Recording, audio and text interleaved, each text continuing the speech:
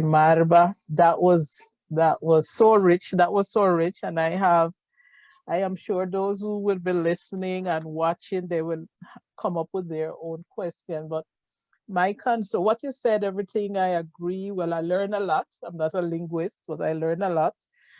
Um, so just this week, someone asked me. I was giving a presentation about the history of people coming to Costa Rica, Afro Caribbeans, and one of the students asked me if the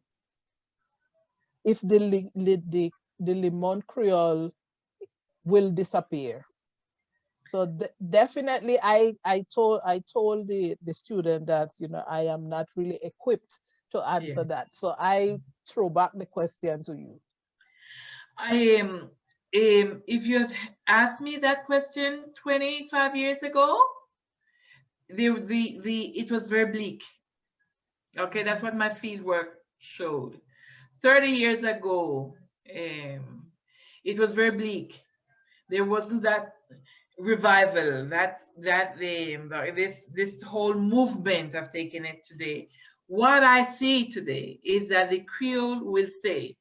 It's not the same Creole that you spoke to your grandfather. No, it won't be the same one. No. But which language does not change over time? All languages change over time. And sometimes we want to be very purist and we want the kids to speak the Creole that our grandparents spoke. No, you don't speak the Spanish that your grandfather, when I do Spanish language, I always tell the student, go listen to your grandmother and give me words that your grandmother speaks in Spanish that you don't use anymore. They give me all these lists of words because all living languages change over time.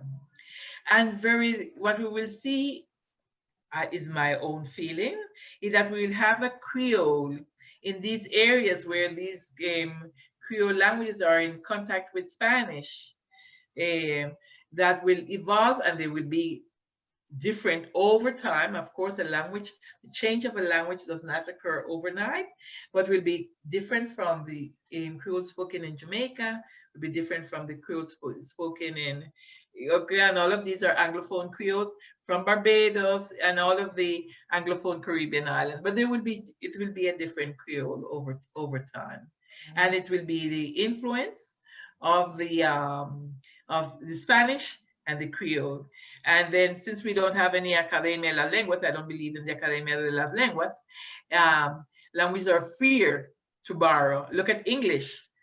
Mhm. I read an article, I always take this article to my students, the English, the glorious Saguate, the glorious mongrel, because it doesn't have a language academy, it's freer to Mhm. borrow. And English is borrowed from Mhm. everywhere. Mhm. Okay, and then that's what will happen to our Creole over time. Okay, it will evolve to be it, to be a Creole different from the one it stems from, which is mainly Jamaica. The people came from other islands, but mainly Jamaica. And about So, the patois, where you explain a little, Yeah. that before the Caribbean people came to this part of the world as immigrant labor, their language was referred to already as patois. So was there the origin as the terminology? Yes, I think it is like, oh, how the same way of the word Creole is extended. Okay, extended meaning. Okay, extend, because that's part of processes of language. It comes with a narrow meaning and then it extends. Okay, so the French use patois to refer to all forms of French outside of the metropolis, ¿verdad? The Paris. Okay. And then, so the forms, provincial French and the French overseas. Okay. And then you can imagine they had territories now overseas. Mhm. And that people that spoke Creole languages overseas. And then these started to be referred to patois. And then then the meaning started to extend, the meaning of patois for the Creole languages. So For then Creole. it is fair to say then that is no problem to say that we speak No, for patois. me, I really don't have any problem. For example, if you buy souvenirs in Jamaica, they put Jamaican patois. Okay, you read literature patois. Okay. For me, that's no problem. You know why? There's no problem because it's the same speech community Mm-hmm. giving it its Mm-hmm. name, and that and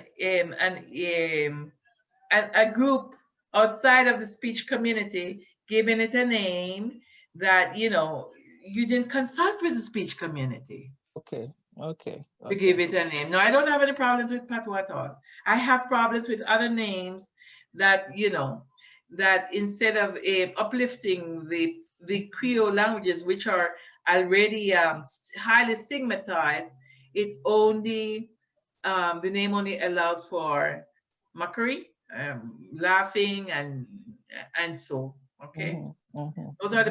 Those are the ones that I have problems with. Okay. Okay, let me see which. Oh, you speak about the validity of the language, right? And you explain to us that it is about power and the interests of those who are in power. So, in the case of particularly the Limon Creole, do you think it will ever have any validity? Based on what situation as minority numbers within the society? Right now, I don't think it's, for what I see, the movement, Mm-hmm. it won't disappear, but for it to have a status as the official language or national language, I am very hesitant to say anything like that. Okay, let me explain something here. I would like to say, each of these languages, we have to look at them in isolation. Okay, I cannot compare Nicaraguan Creole to Costa Rican Creole, or to the one in Honduras, or to the one in San Andres, because, for example, our contact, for example, San Andres, let's say San Andres and Providence, they are islands. Mm-hmm. Mm-hmm. Just the fact of being an island Mm-hmm. helps to preserve the language. Okay. Okay, that isolation that we had at some moment in the early days, okay, where the highlands divided us, and that enclave, that limit. That's why I always use the enclave, that it functioned as an island, okay. So everything took place in Limon.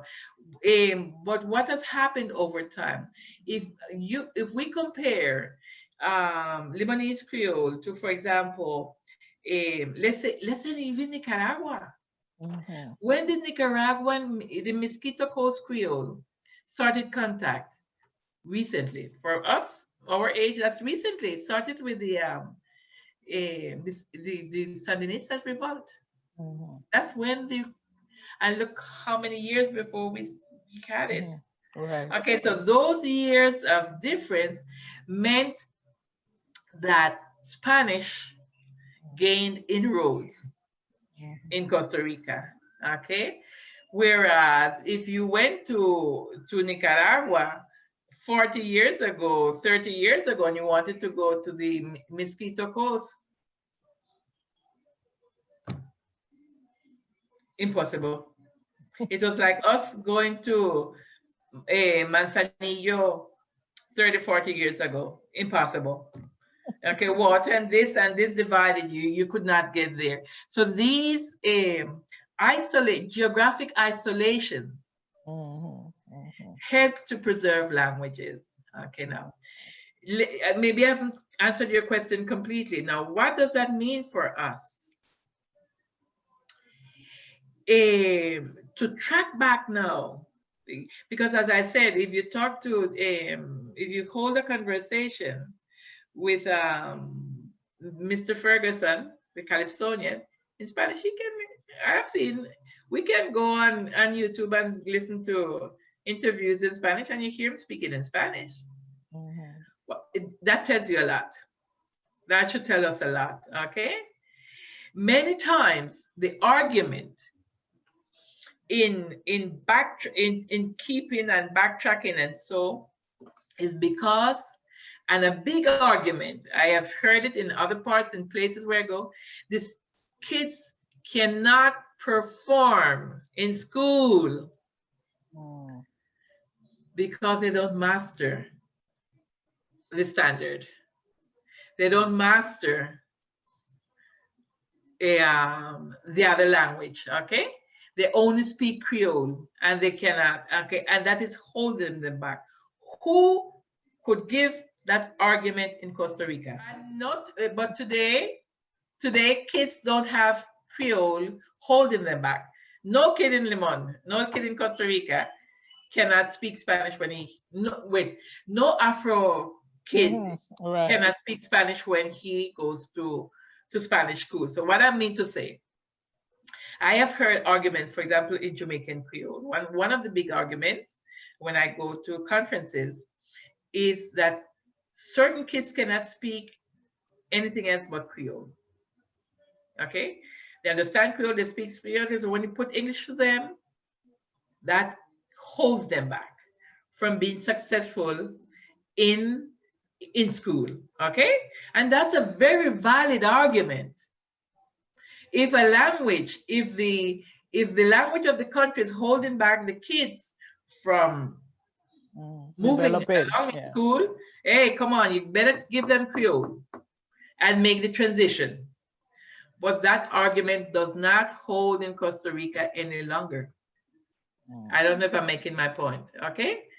Okay, there is no kid you can find in Limon that does not speak Spanish or has a problem. The parent can't speak Spanish, the father can't speak Spanish, the mother can't speak Spanish, the kid can't speak Spanish when he enters school. That is not a valid argument.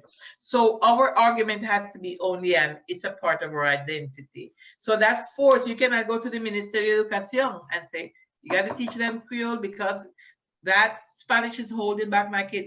That happened to us. That happened to our parents at one moment in history, but that is gone. But in other parts, those arguments are still present. I have heard it in conferences.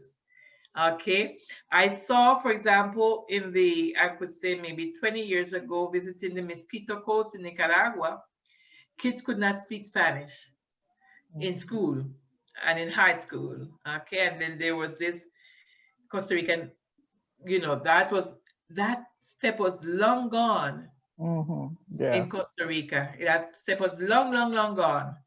And so there needs to be another argument. Okay, that argument, which is very heavy and very, very, has a lot of weight.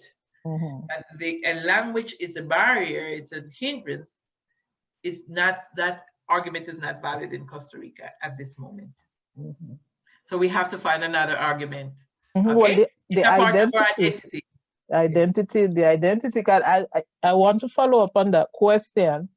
I was going to ask you when it went out my mind, is that you spoke about the resistance. You spoke about the attitude, right? The positive attitude of the new generation. Really, although they cannot speak the Creole, some of them, well, but they see the importance because of the identity. So I want to ask you, do you see the difference between those Afro-Limonenses living in Port Limon and the ones living out of Port Limon in terms of preserving that Creole? Yeah, that is a beautiful question, but that needs study. That needs study because there's a lost population. I think there's a worldwide movement. It is a worldwide movement, and that worldwide movement is, again, I not mentioned it before. Okay, where there's a positive attitude and preserving. In the same way, nature, we understand that preserving is important. Right, Okay. right. In preserving species, the same way we understand that preserving language is important also. But this understanding was not here with us 30, 40 years ago. True. So families and kids and so on and so forth that came to the Meseta Central, to the Central Valley in 40, 50, 60, those kids, they're very passive bilingual. They can understand, Right, but but they can barely speak. true, true, Okay, true, I true. can barely Mhm, speak. mhm. So, and then we'd have to see what's happening with the newcomers, the other ones that are moving, coming in, maybe from Limon in the maybe the last 10, 15, 20 years, and those attitudes. And but that is a fascinating study. Yeah, and I think we have to take into account, well, there's so many things, and I just don't want to eat up your time, but No, globalize no, no. globalization play a very, very important role. Important. Because remember, you have no, you have a lot of the young people, and when I say young people, I mean in their 20s, 30s, that Yes, are they are working out of the country, exactly.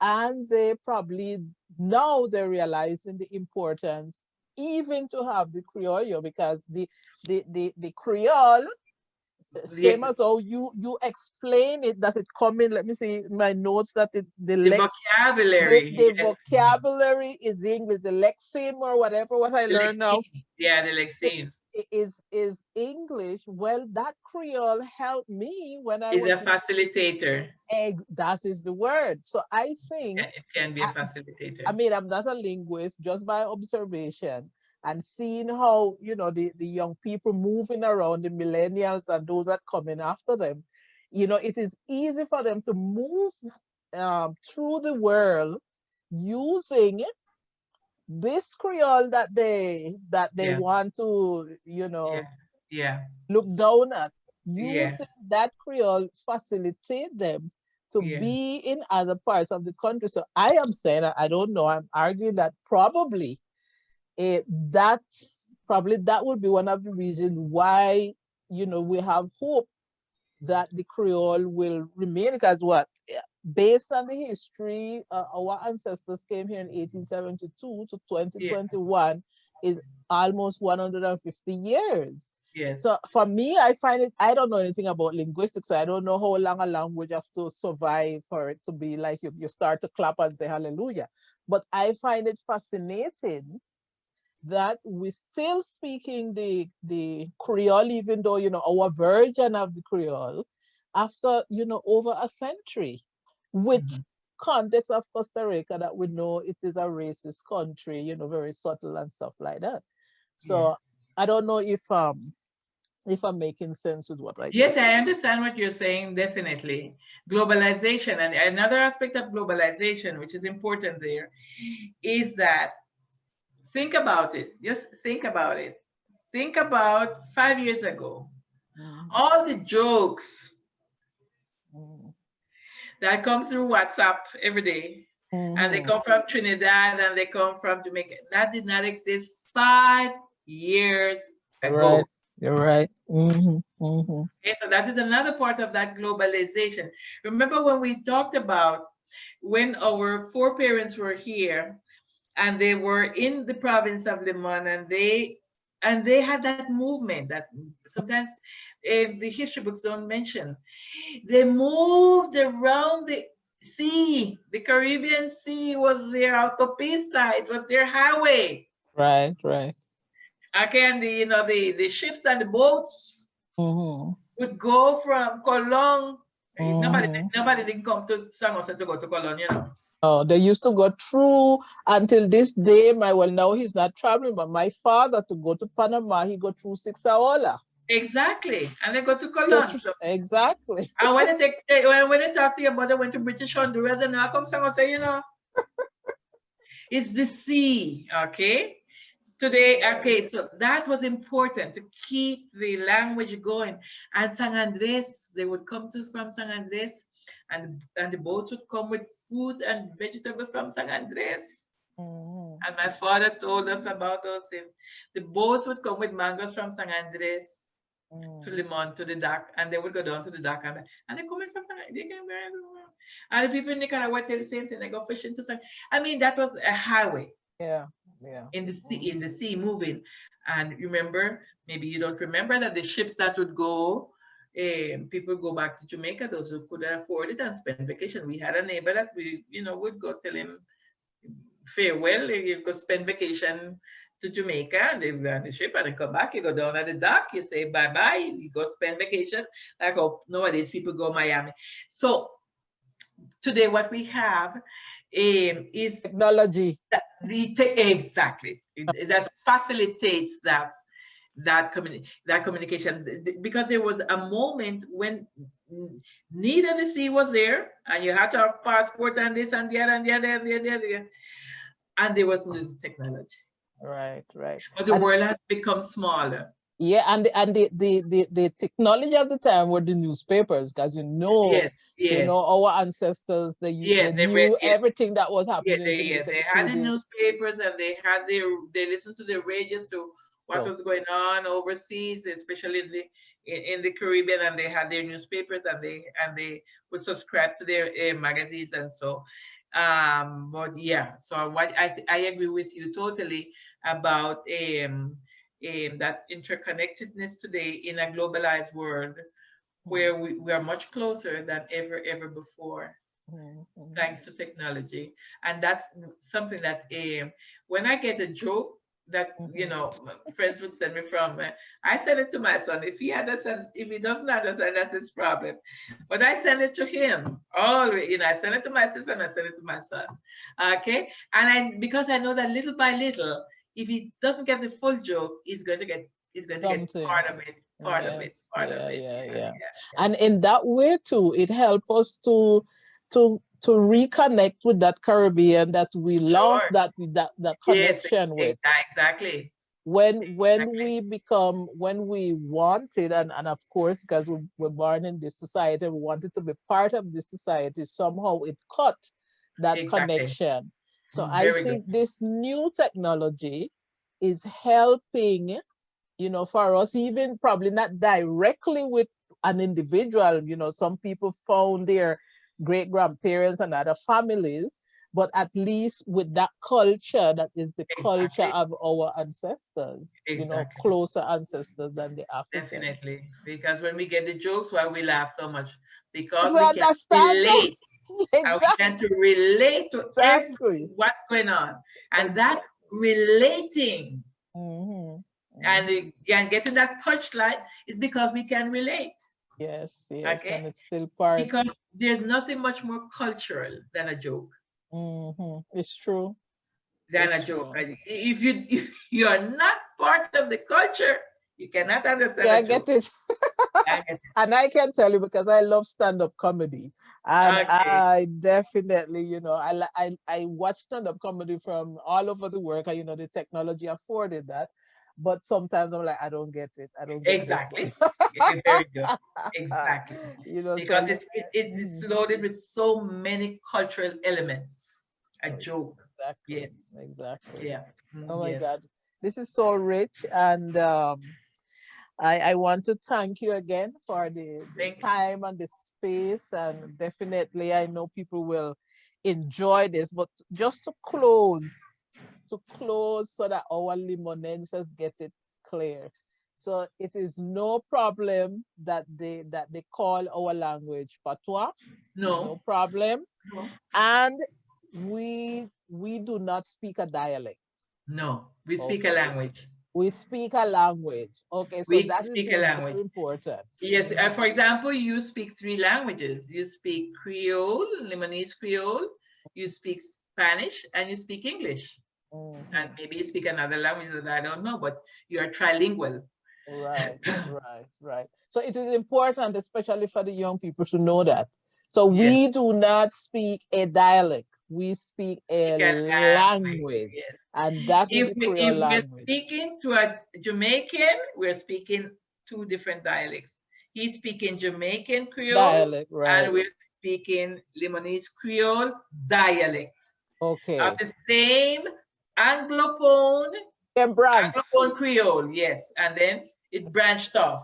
Right, right. Well, one in Jamaica and the And other one one in here Costa Rica. in Costa Rica. Yes. Yes. Okay, that is very important for me because students ask me a lot of Many questions. questions. Yeah, they ask many So things. I will speak with authority now after after this meeting with you today. So thank you so much, my sister. It was very rich, and I am sure it is going to help in terms of boosting the Yes. identity of our Limonense Which people. is the most important thing, because we have so many identity markers that we're trying to take it from the back burner and put it in the front, because that's part of us. But and we have to do it. Okay, we have to do it with so many aspects that colonialism denied us. Okay. Okay. Slavery, and then colonialism, the whole colonial mentality, okay, So denied us so and even robbed us of our identity. so even for those of us within the community that look down on the Creole, we need to, Understand. no, we need, Okay, yeah, they need to understand so that they can embrace it and don't look down on it.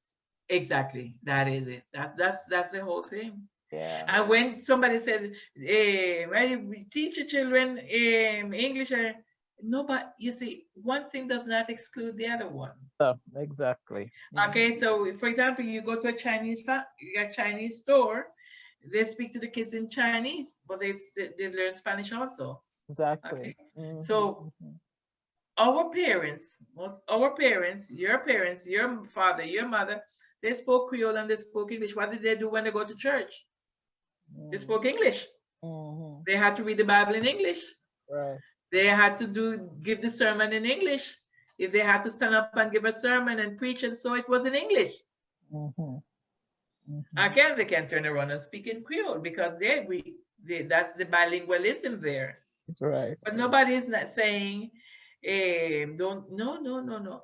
And we don't, we understand the importance of English in today's world. And so Mm-hmm. nobody's denying English. What Mm-hmm. we're saying, don't hide Creole. Right. Don't Right. hide so many things that history has told us that we must hide. And don't devalue it. Actually, And devalue it, hide it, devalue it, mm-hmm. oppress it, scorn it, Mm-hmm. and That is all those negative things. that is what we don't want, because actually from my point of view, as a person who, me and you know how I speak, I learned that what I do the code switching Oh yes. very much. Yes, I am an artist with the code switch. sure. So I think that is something that should be celebrated instead of looked upon. That is a Yeah, ability that we have. listen, but they are purists, and we will never eh, we will never get rid of purists. They are los puristas del lenguaje, ¿verdad? We see it in Spanish too, and people and they talk and talk and talk and talk and talk. But yeah, my fascination with all of this is that even if you have whatever you want, whatever filter you want to put a language through, Mm. the language belongs to the people. Yes. Oh, what to the And people? it belongs to the people. So I don't care what I always tell my students. What listen, the Academia Real de la Lengua is always saying that this form is approved, and so when the people have been using it a long time ago and now they're not even using it anymore. And then the Academia comes and says it's okay. Ya muy tarde como Please. los policías. Llegan tarde. And and there are those who believe that if you don't have a language academy, the language is going to Disappear. disappear, or it's going to be prostituted. And I always ask them, and how about English? English doesn't have any Okay. Real de la nada Academia de la Lengua. So Yes. that is that's an example that you don't need all that. We have the gatekeepers of the language already. We don't need more gatekeepers. We, the speakers, are the same gatekeepers of the language. Right. It's Okay, true. so We don't need academy. But I'm talking from my Marva Spence personal position. We Right, don't yes. need Mhm, academies. Okay, mhm. we have our filters already in your middle class. Your middle class is always the one is gatekeeping the language because that's the way it functions worldwide. Okay, okay. Again, Marva, thanks again. I do appreciate. No sé why. Okay, dígalo. Yes. Yes, Carmen, I thank you so much for this opportunity. I enjoyed sharing with you and your audience. Um, I learn a lot by preparing always, because even though I give these talks, I never stop preparing and reading when I have to give a presentation.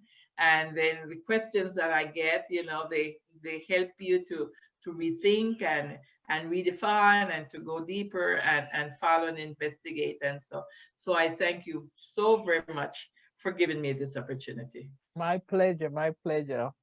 My pleasure. And I'm sure everyone is going to enjoy this because I really learned a lot. And I know there's a lot more I could ask, but time does not allow.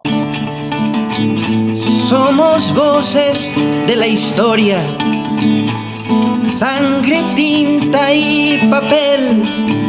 Somos voces de la historia, mis ancestros, su saber, mis ancestros, su saber, mis ancestros, su saber.